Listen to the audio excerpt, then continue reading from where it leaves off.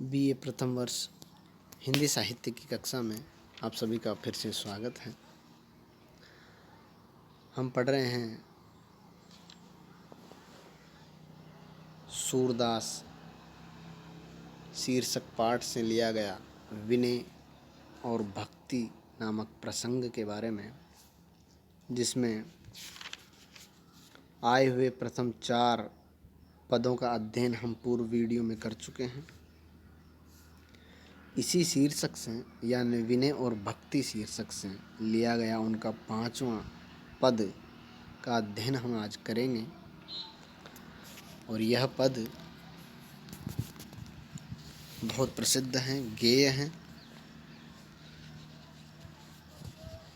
पहले भी पढ़ लिया होगा या इसको आपने सुन भी लिया होगा। अब मैं नाचो बहुत गोपाल, बहुत प्रसिद्ध पद हैं कवि सूरदास का। अब मैं नाचो बहुत गोपाल, काम क्रोध को पहिरी चोला,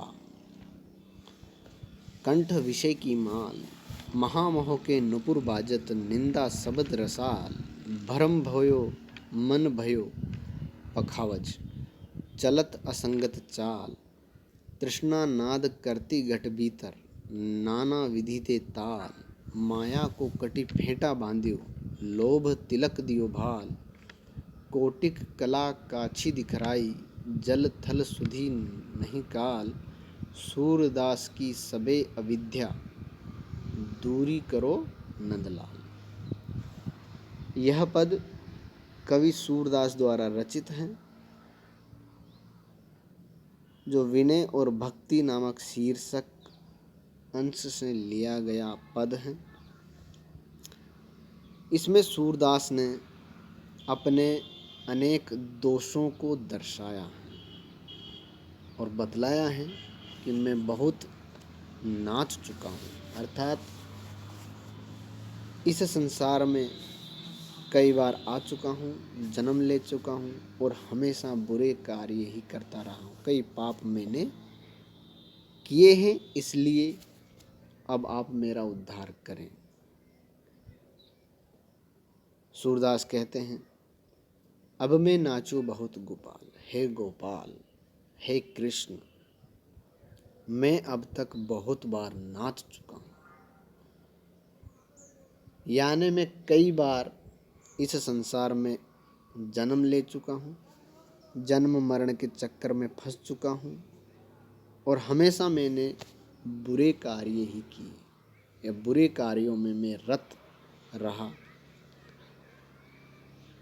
ईश्वर की भक्ति से विमुख रहा। काम क्रोध को पहिरी चोला, मैंने काम क्रोध का चोला पहना और कंठ विषय की माला, और कंठ में विषय की माला धारण की है।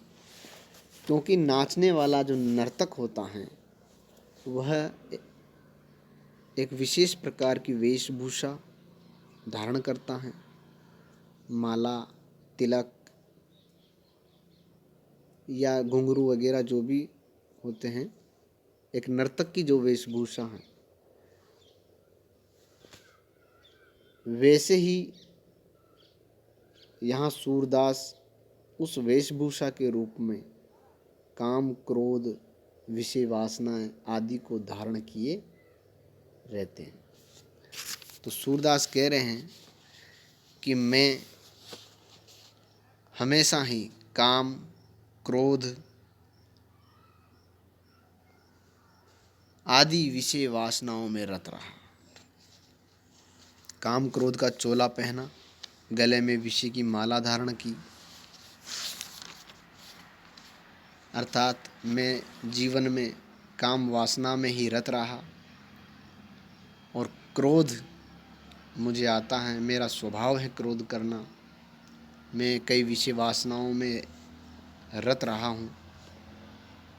आगे कहा, महामोह को नुपुर बाजत, मोह का नुपुर बजना, मोह के नुपुर बजे जिससे निंदा शब्द रसा, निंदा के शब्द निकले।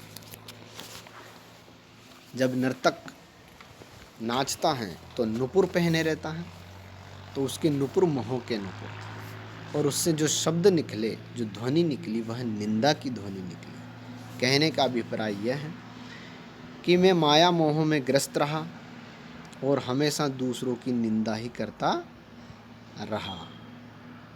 भ्रम भोयो मन भयो, और भ्रम में भरमाया हुआ मेरा मन, या भ्रम से पूर्ण मेरा मन ही भयो यानी हो गया। पखावज एक वाद्य यंत्र है, पखावज। मेरा मन ही पखावज बना रहा, मेरा मन ही पखावज हो गया। चलत असंगत चाल, और मेरी जो चाल है वो भी असंगत रही, या मेरा जो स्वभाव था, मेरा जो व्यवहार था वो भी अच्छा नहीं रहा।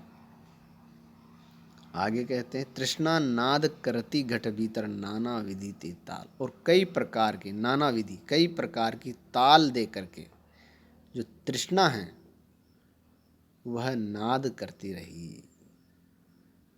मेरे मन के भीतर तृष्णा रही, तृष्णा को मैं पाले रहा,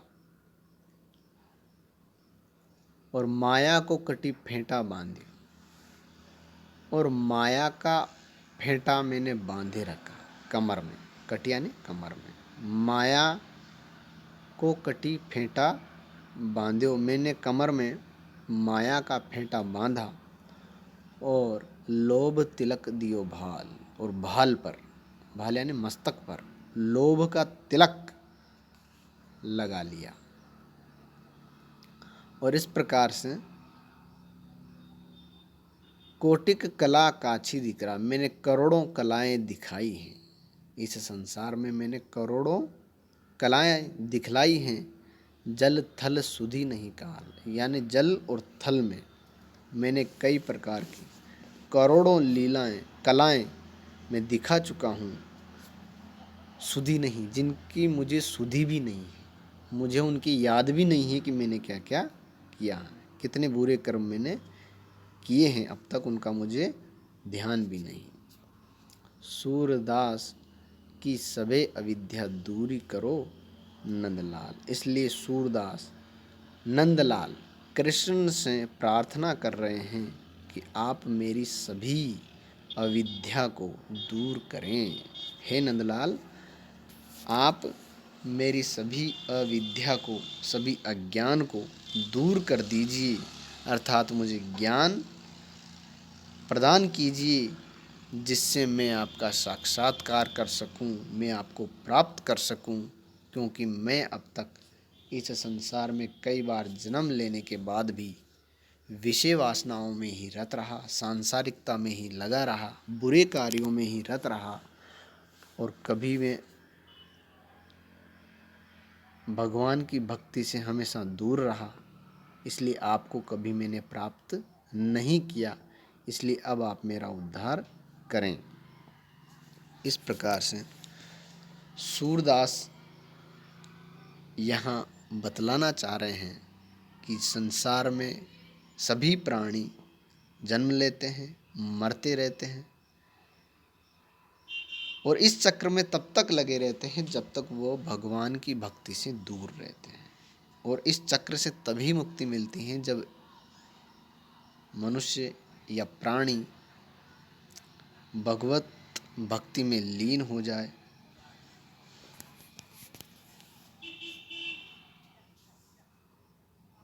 यह पद एक सांग रूपक है, एक नर्तक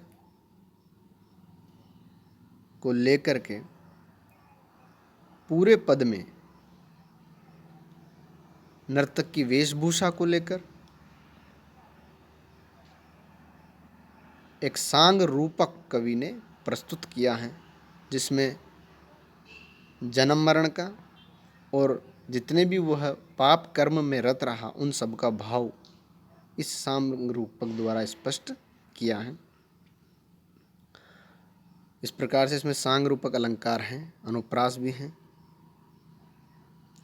भाषा ब्रज हैं, और पद गेय हैं। मंदिरों में इस पद को गाते हुए आपने सुना भी होगा। अब इससे आगे का पद हम अगली वीडियो में पढ़ेंगे। तब तक के लिए धन्यवाद।